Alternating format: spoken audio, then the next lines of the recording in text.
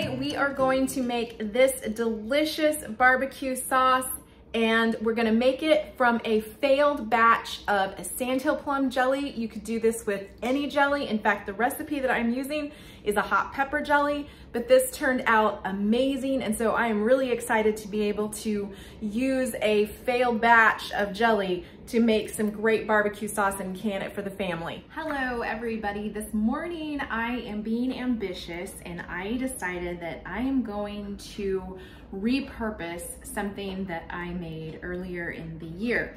So last night I tried this out. It worked out so well. I've decided that I'm going to can it. So I've got my water bath canner here and I've already kind of warmed it up. But what I am doing is making Sandhill Plum Jelly that failed, basically. So what happened was it ended up having way too many bubbles in it. And when that happens, you've got too much oxygen in it. It didn't skim. There was nothing to skim. And for some reason, the froth went back into the jelly. And I went ahead and canned it. I went ahead and processed it just like you would anything else, even though I knew it was not in good shape. However, what this does, it doesn't affect the taste, really. What it did was it affects the, it's kind of a frothy taste, if you will, or a frothy consistency, not a taste. The taste was fine. It just was a lot more airy. And because of that, it won't last as long.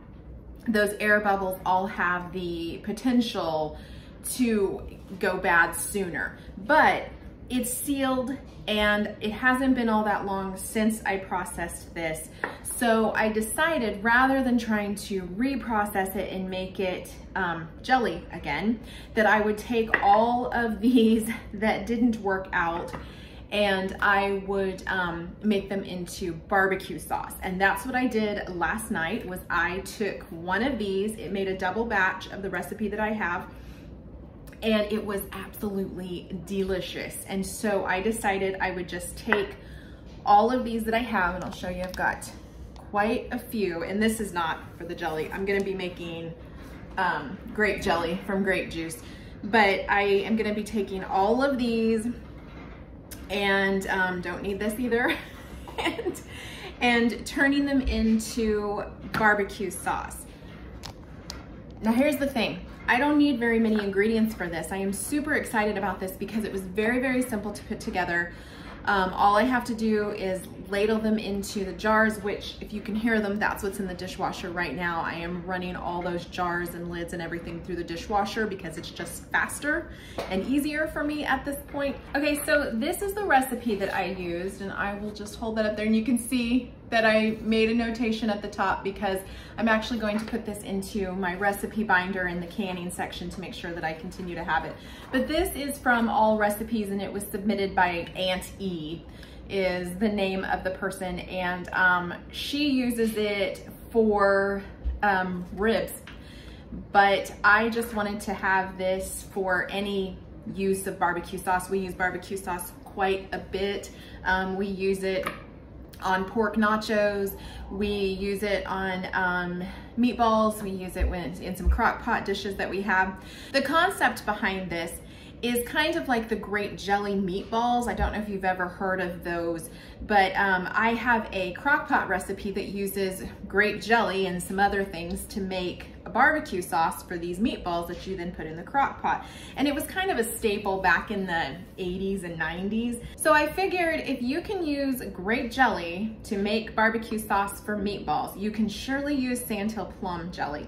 And interestingly enough, this recipe is hot pepper jelly, which I also have, but that jelly turned out great, and we always spread our hot pepper jelly over cream cheese. So I didn't want to waste it by putting it into here, because what I really needed to do was repurpose all these jars that just have way too much air in them. And again, I'm not sure if you can see the difference. There's such a, there, maybe if we do that. Now you can see that froth just went right back into it. And that's just not okay. You can't give these as gifts.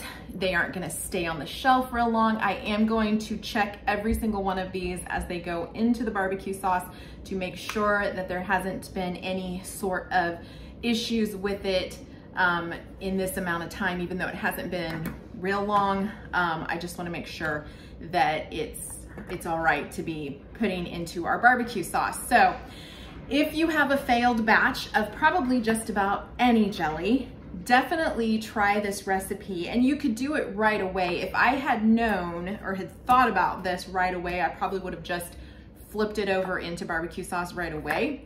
But I am gonna be having my canner out anyway to make the grape jelly from the grape juice. This is something I'll just tell you real quick about.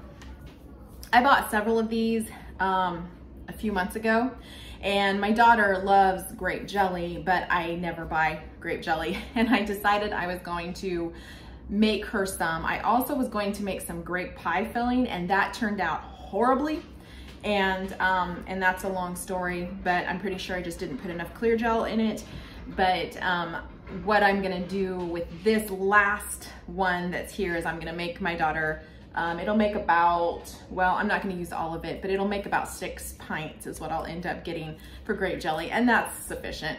We just don't buy grape jelly. My husband can't stand it, and and so she gets grape jelly for birthdays and Christmas, and I'm gonna make her own little batch. But so that's why I already have the canner out, is I'm planning on doing that. I'm planning on processing these, and I like to do as much as I can with heating up this water. It's also a very cold day here, so I figured this will help to heat the house as well. So, because we keep it pretty cold here. It's about 65 degrees in most areas of the house, and then some of the areas of the house are more like 60 or 55. But anyway, so that's what I'm doing today.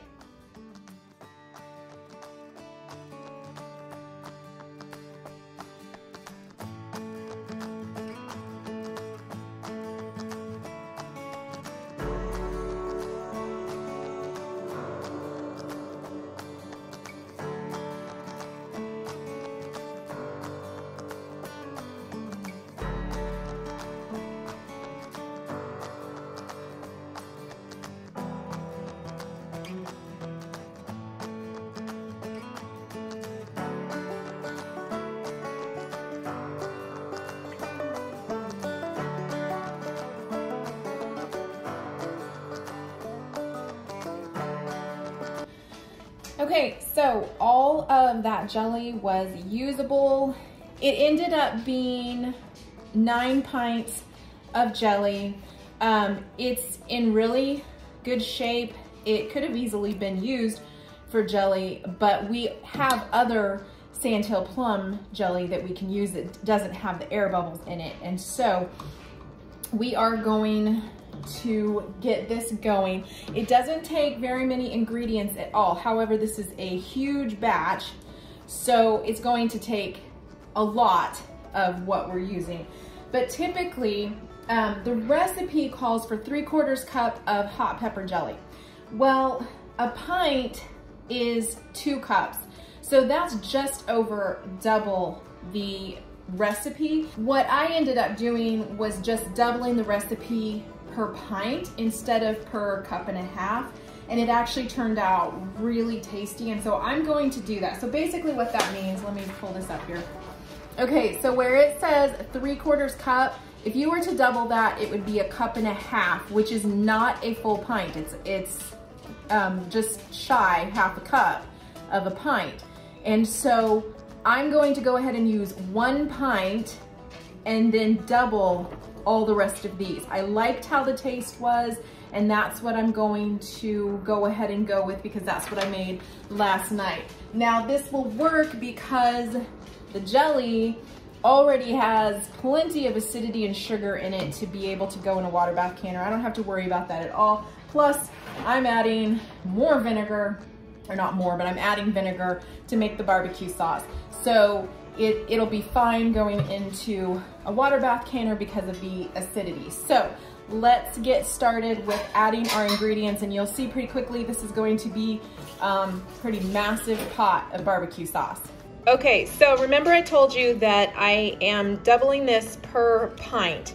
So basically what that means is 1/2 pint, which is actually a cup, is going to be one of these recipes. But I've got to do some math because I'm going to have 18 of these recipes. So I'm gonna go ahead and write that out here so that I can just follow it without having to do anything in my brain there. So instead of 3/4 cup, I'm going to be doing a 1/2 pint jelly, which I already have all of that in there. And then we're gonna go down here and we're gonna figure the ketchup, the vinegar, the Worcestershire, the yellow mustard, and the garlic.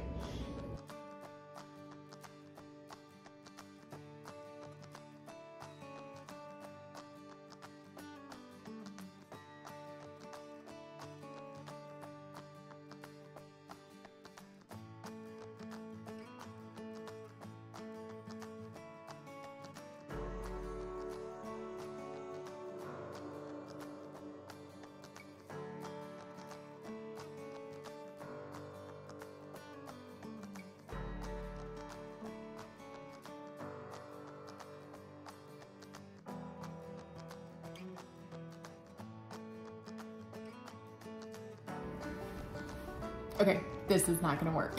I'm gonna have to move it to my bigger pan. Figures. Okay, it is always a cooking adventure around here. The big pan was not clean, and so I had to wash it before I could put everything into it. This big, huge pot is from Salad Master. We bought a whole set several years ago. Ty's grandmother had always cooked with Salad Master, and once I learned how to use it, I mean, it is fantastic cookware, and I love that this pot is so huge, but I should have known to start out with this instead of the smaller one. I just should have known. But anyway, and of course it was gonna be dirty. That's the way this works. Cooking adventures galore. Okay, let's get back to making this barbecue sauce. I have the ketchup in and I have the vinegar in. And now I'm gonna add the Worcestershire, the mustard, and the garlic.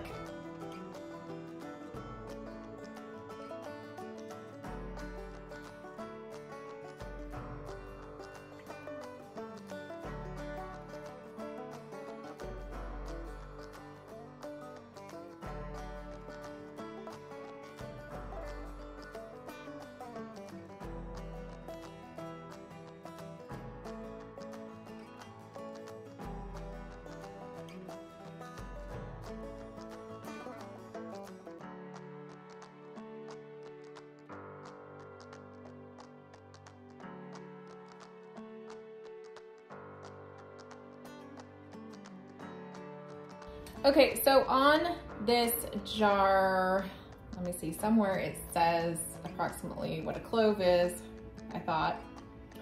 There we go. Okay, so 1/2 teaspoon is approximately 1 clove. This says I need 18 cloves, so that would be 9 teaspoons. I'm just gonna eyeball that with this, and I'm gonna do 9 little spoonfuls here.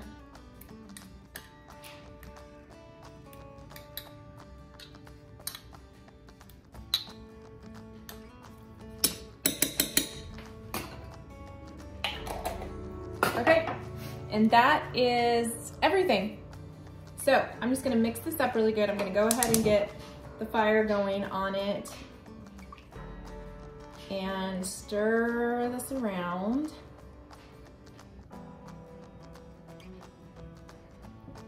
And get it going, and this will thicken up as it cooks. I'm gonna boil this thoroughly before putting it into my jars.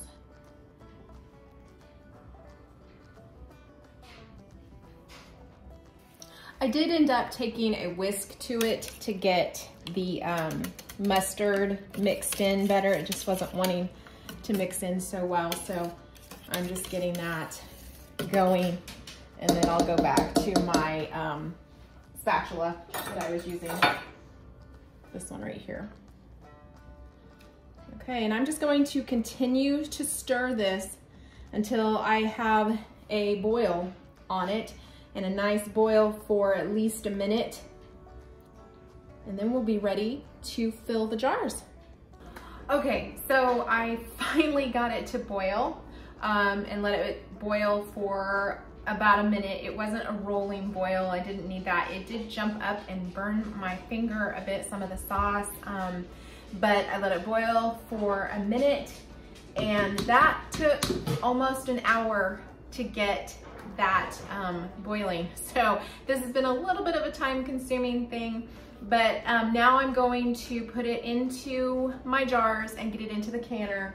The canner has been on now for quite a while, just kind of simmering at this point. So I'm gonna turn that up, and I'm going to get the barbecue sauce into the jars.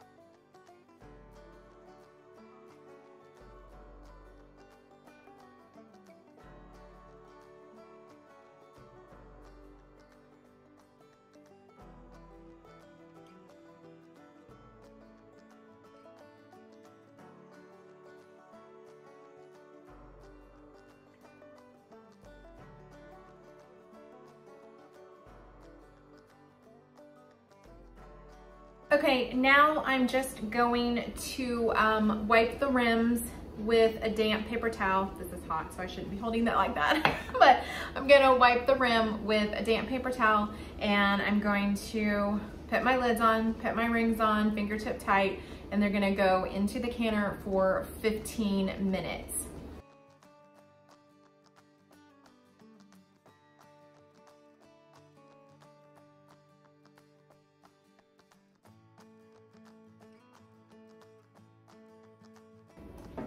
Okay, so I'm gonna do these wide mouths first and just line them up along here.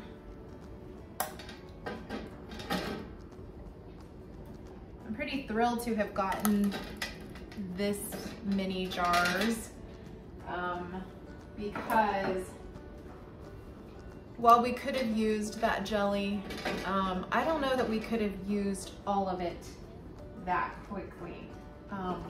There was quite a bit, and this is a much better use of that jelly. Okay, I'm gonna put the lid on, and I'm going to bring this up to a boil, and then we will process it for 15 minutes. Hey there, little one, what you making? It's a log. Awesome. So while I was busy with the barbecue sauce, she decided for lunch she would make some ants on a log. I don't like ants on a log. Yes, Mercy. Mercy doesn't like ants on a log, but we're gonna make them anyway.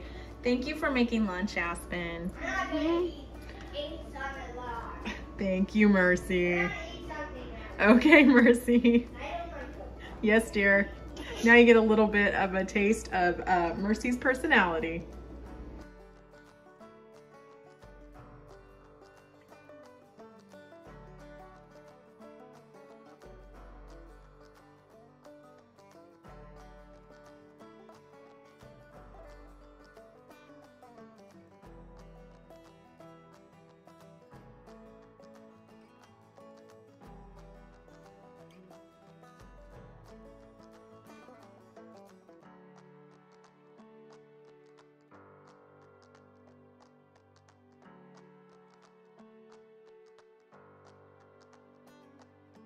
Okay, so I wanted to show you something. As it was coming out of the canner, I noticed immediately something was not right with this one right here. You can see right there, that is some sort of imperfection in this lid, and so this one is not going to work. I don't have room in the canner because I have the next batch in there, and so I am basically, what I'm gonna do, I think, is just go ahead and put this into the refrigerator, this particular one, because it is not gonna seal properly. The rest of these should be fine. and I will put those on the shelves, but you need to keep an eye on stuff like that. Sometimes it just happens. All right, here they all are. This is the one that is messed up on the lid. So I put a big X on that so I would know it was that one. And these will just sit here and cool down before I take the rings off and put them down on the pantry shelves. And then this one will go in the refrigerator. And this is how many I ended up with. I'm pretty excited about this because we absolutely love barbecue sauce. As you can see, it's pretty liquidy right now, but as it cools down, because it's still awfully hot, it will actually thicken up. I will show you real quick the one from my refrigerator. All right, so this is the barbecue sauce that I made last night. I did put some of the leftovers of this into here, but I think it's cooled down enough for you to be able to see the viscosity of this. It's just like normal barbecue sauce and really, really tasty. Okay, so there you have it. Basically, all you need is some jelly. This was a great way for me to use up that Sandhill Plum Jelly that had not set up properly and had the extra air bubbles in it. You could literally probably use just about any jelly you wanted to make this barbecue sauce. It is a great way though to use up those batches that maybe just didn't set up quite like you'd like them to, or you're getting to the end of the year on them and you just are trying to find a way to use them up. This barbecue sauce is tasty and the recipe is down in the description. I will also link to the original recipe because I did tweak it a bit. So enjoy your barbecue sauce.